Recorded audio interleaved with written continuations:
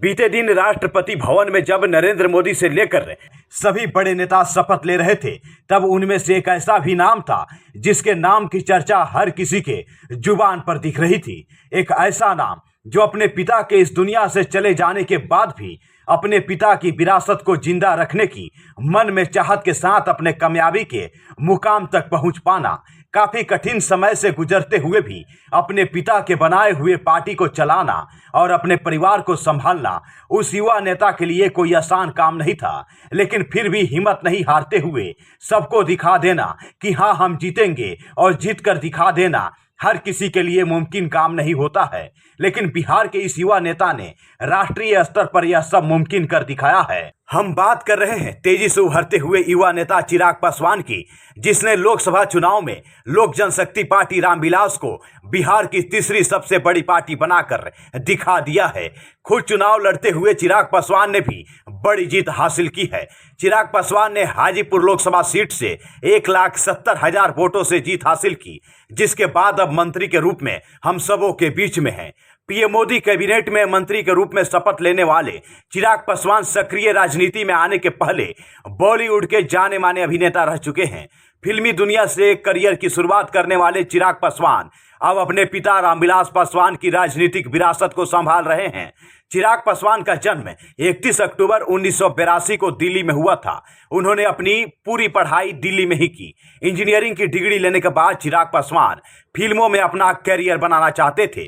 उन्होंने मिले न मिले हम फिल्म में अभिनेता की भूमिका भी निभाई, लेकिन इसमें उन्हें सफलता नहीं मिली। इसके बाद चिराग पासवान ने अपने पिता के साथ राजनीति में किस्मत आजमाई और आज अपने मेहनत के दम पर सफलता के मुकाम तक पहुंच गए हैं। केंद्रीय कैबिनेट में मंत्री के रूप में पहली बार शपथ लेने वाले चिराग पासवान काले रंग के सूट में शपथ ग्रहण करने के लिए पहुंचे हुए थे, जहां पर उन्होंने मंत्री के रूप में शपथ लिया, जिसके बाद से राष्ट्रीय स्तर पर चर्चा का विषय बन गए हैं। दरअसल में चिराग पासवान ने अपनी पहली फिल्म के फ्लॉप हो जाने के बाद सबसे पहले 2014 में जमुई लोकसभा सीट से अपने पिता के बनाई हुई पार्टी लोजपा के टिकट पर चुनाव लड़ा और जीत हासिल की। फिल्मी दुनिया में अभिनेता के तौर पर उन्हें भले ही सफलता नहीं मिली, लेकिन राजनीति के क्षेत्र में चिराग पासवान को इस बार के चुनाव में बड़ी जीत मिली है। 2014 में चिराग पासवान ने जमुई सीट से सुधांशु शेखर भास्कर को 85,000 से ज़्यादा वोटों से हराया था। इसके बाद 2019 में भी जमुई सीट पर उन्होंने अपना कब्जा कायम रखा। चिराग पासवान की जिंदगी में मोड़ तो तब आई जब 2019 के लोकसभा चुनाव के बाद रामविलास पासवान का निधन हो गया। उनके निधन के बाद चिराग पासवान का अपने चाचा पशुपति कुमार पारस से मतभेद उत्पन्न हो गया।